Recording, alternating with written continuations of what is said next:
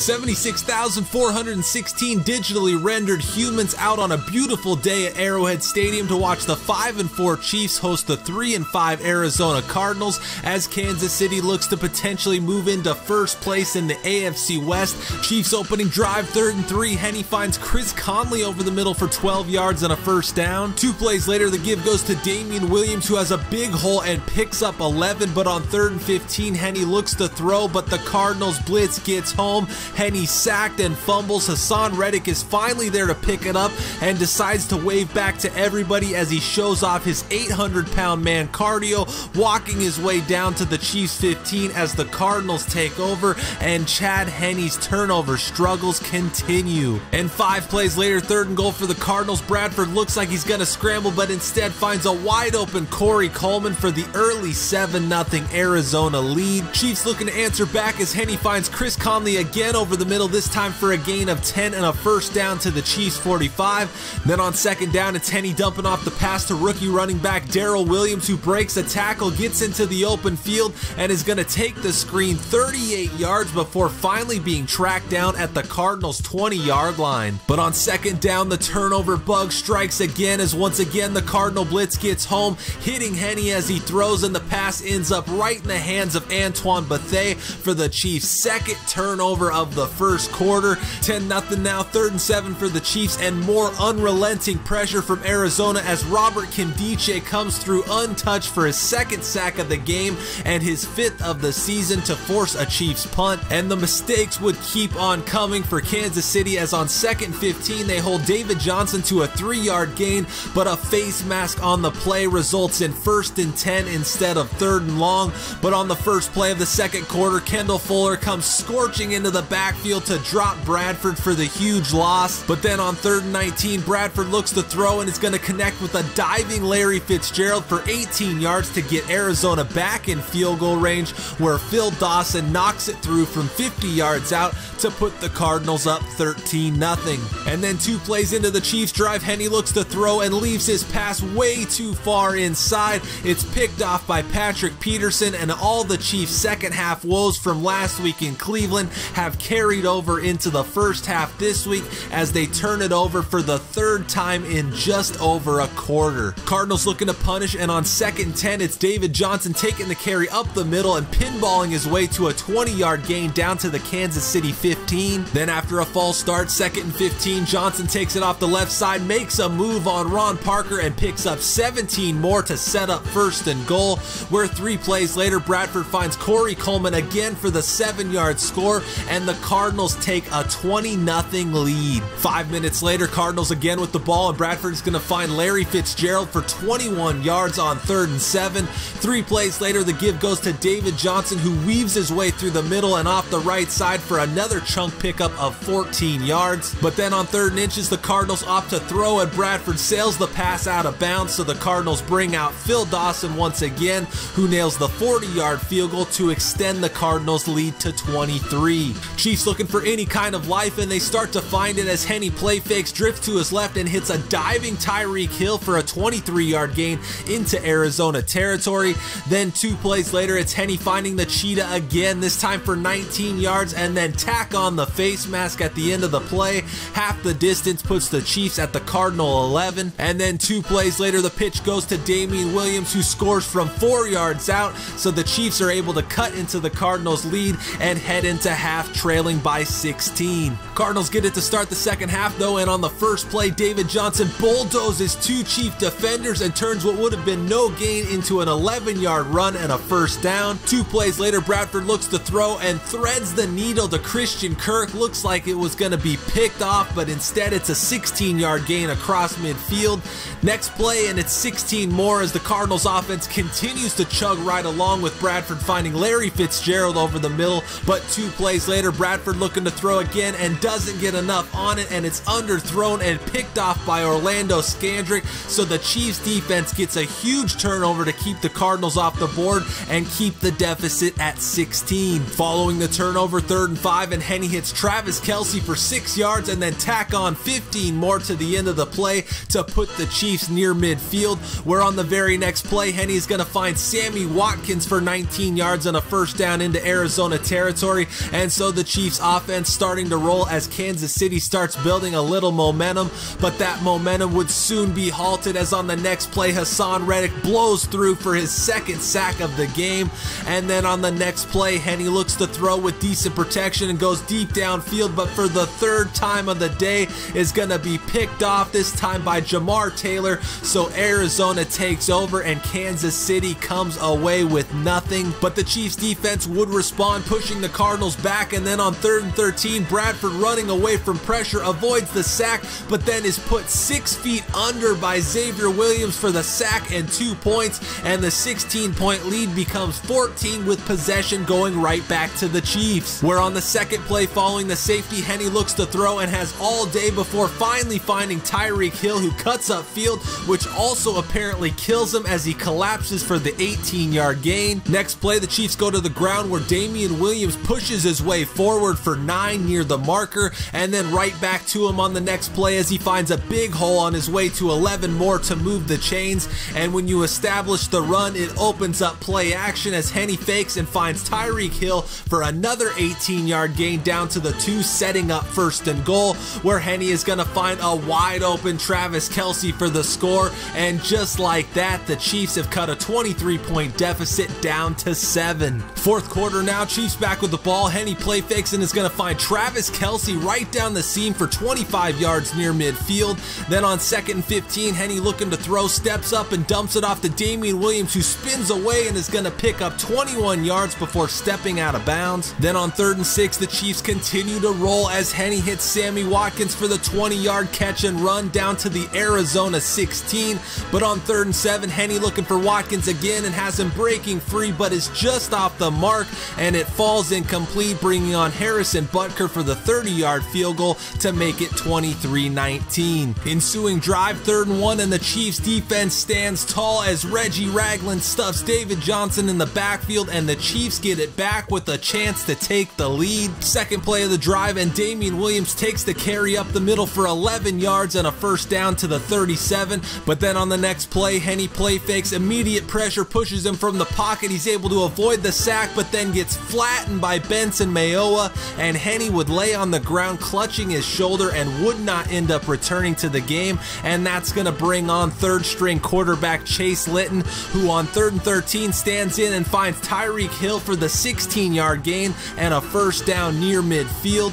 And then on the next play, a 1-yard run turns into 16 yards as Haason Reddick gets hit with the face mask penalty, pushing Kansas City to the 35. But on 2nd down, Litton looks to throw, can't find anything open, and Chandler Jones drags him down for the sack. And on 3rd down, it's more of the same as Haason Reddick blazes off the edge for his 3rd sack of the game to force a Chiefs punt with 3 minutes to go.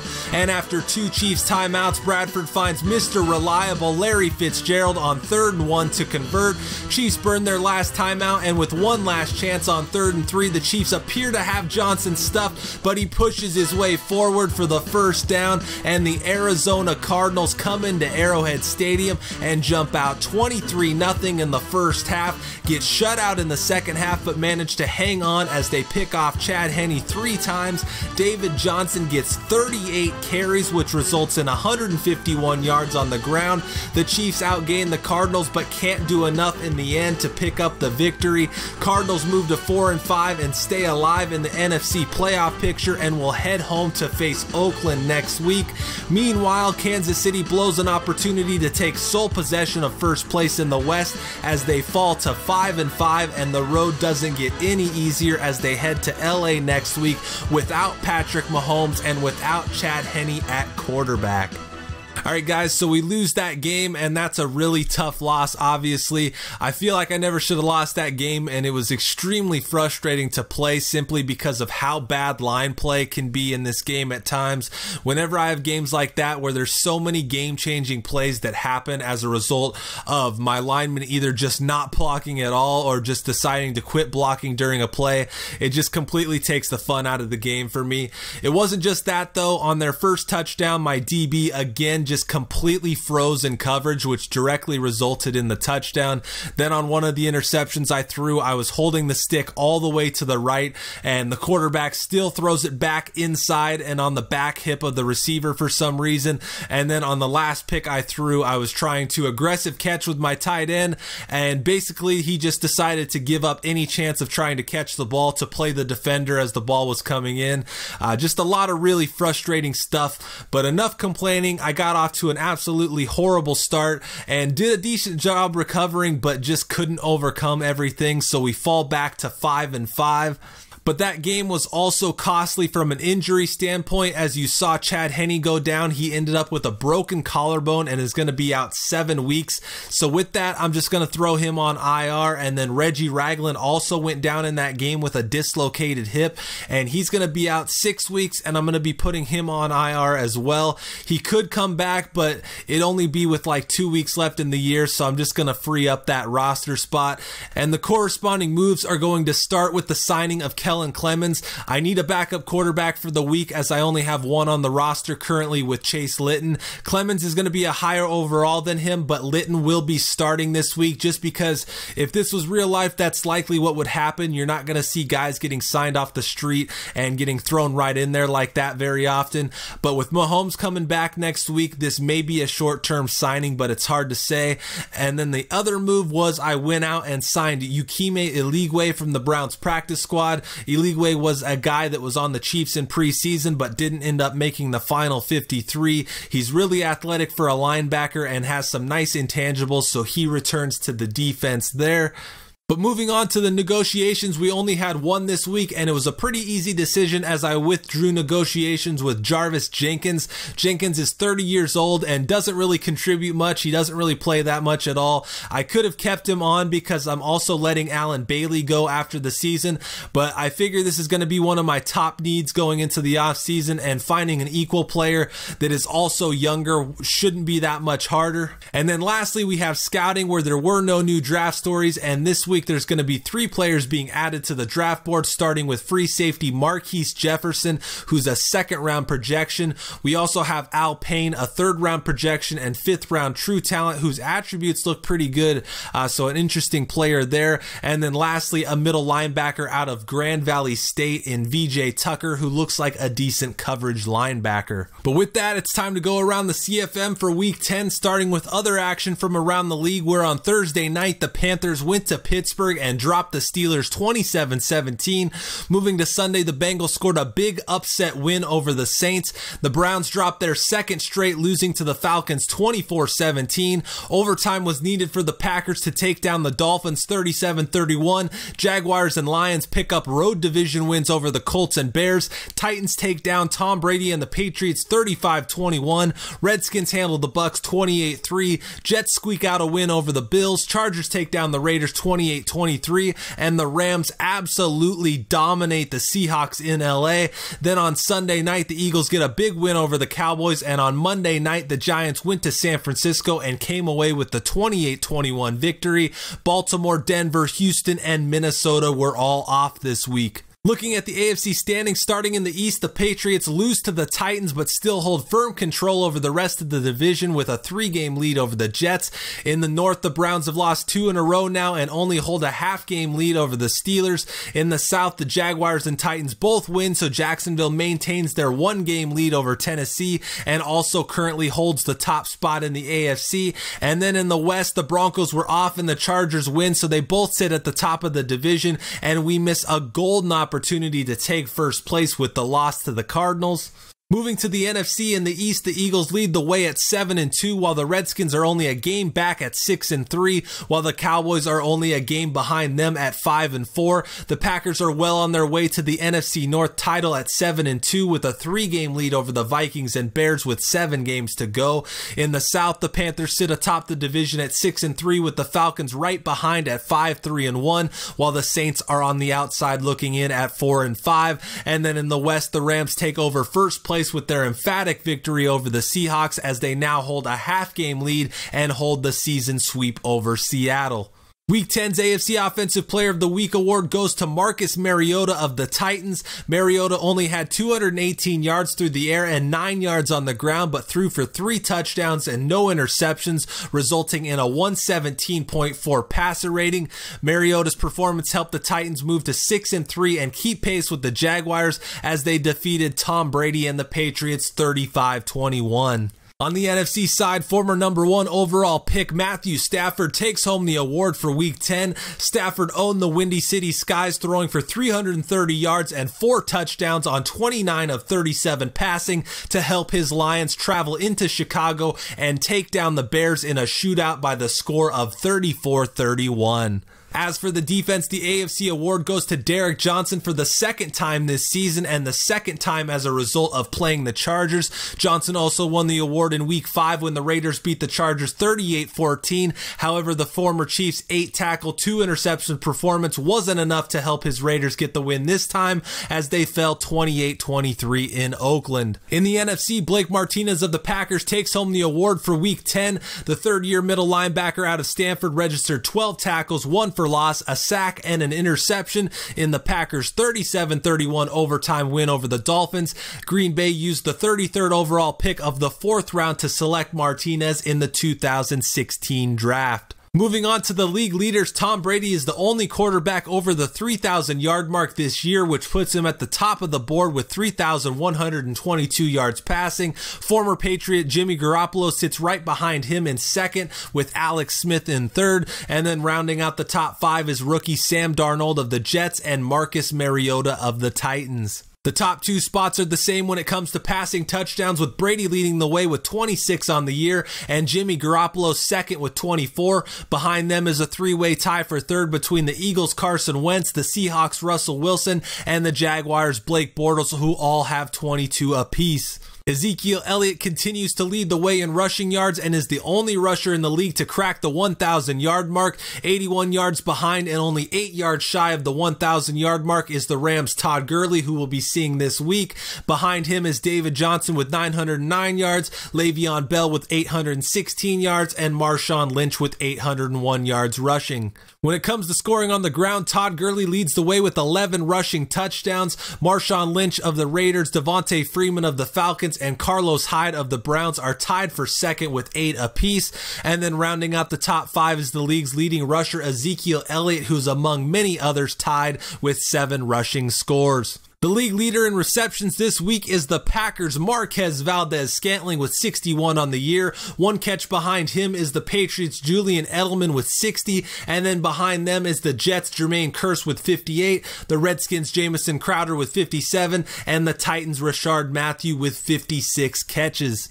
As for receiving yards, Jamison Crowder retakes the lead from our own Sammy Watkins and holds a 40-yard lead over him. In 3rd is the Browns' Jarvis Landry with 825 receiving yards and Julian Edelman with 808 yards. And then rounding out the list is our other receiver in the Cheetah, Tyreek Hill, who has 784 yards receiving on the season. Jamison Crowder also leads the way in receiving touchdowns with a total of 9 on the year. Behind him alone in 2nd place is the Texans' Bruce Ellington as the only other player with 8 touchdown catches, while behind him sits Rob Gronkowski, Keelan Cole, and Seth Roberts, who are all tied with 7 touchdown catches. Shifting to the defensive side of the ball, Mark Barron is another player we'll be seeing next video, and he leads the NFL in solo tackles with 66. Trailing by 1 tackle is the Cowboys' Sean Lee, and Seahawks linebacker Bobby Wagner is 3 behind him with 62. And then rounding out the group is 2 more NFC linebackers in the 49ers' Reuben Foster and Buccaneers' Levante David. Khalil Mack and Justin Houston are both tied for the league lead in sacks and are the only players to have a double-digit tally on the year with 11 each. Behind them in 3rd is the Broncos' Von Miller, who has 9.5 sacks on the year. Chandler Jones is just a half sack behind him with 9. And Joey Bosa, who had 8 sacks through 5 weeks, hasn't had one since, but still remains in the top 5. And then lastly, for the leaders, we have the interception leaders, where John Johnson leads the way all by himself as the only player with 5 picks on the year. Behind him is our very own Ron Parker, Casey Hayward Jr., Shaquille Griffin, and Patrick Peterson, who are all tied for 2nd behind Johnson with 4 picks apiece. Looking at the schedule for Week 11, things kick off on Thursday night with a heck of a matchup between the 7-2 Packers and 6-3 Seahawks. Moving to Sunday, things kick off with a couple of division battles between the Bengals and Ravens and Vikings and Bears. Panthers travel to Detroit, Tennessee at Indianapolis, Dallas travels to Atlanta, Giants host the Bucks, Eagles at Saints, Texans at Redskins. Huge AFC West matchup for first place between the Broncos and Chargers, Raiders at Cardinals in a matchup of 4 and 5 teams. And then on Sunday night, the Steelers travel to Jacksonville to take on the AFC's top seed in the Jaguars. And then on Monday night, the rookie quarterback out of Marshall, Chase Litton, gets his first career start as he leads the Chiefs into what should be Mexico City, but will actually be LA as we take on the 7-3 Rams, Bills, Browns, Dolphins, Patriots, Jets, and 49ers, all with the week off. Alright guys, so that's going to do it for Week 10. One last thing before I go, I will be turning down face mask penalties to 50 going into my next game. I think the patch that made illegal block in the back penalties actually happen also did something with face mask penalties, because you guys may have noticed these being more prominent in the last couple of videos, and it's definitely something that I've noticed a bunch, and I was going to leave it, but it's just something that's getting a little annoying, so I'm going to turn those down and hopefully that'll remedy that. But that pretty much does it for this video. Join me next time as we take on the Rams and look to keep pace in the AFC West. Hope you guys enjoyed the highlights and news from around the CFM. I appreciate you guys taking the time to join me as I go through this franchise, and as always, thanks for watching.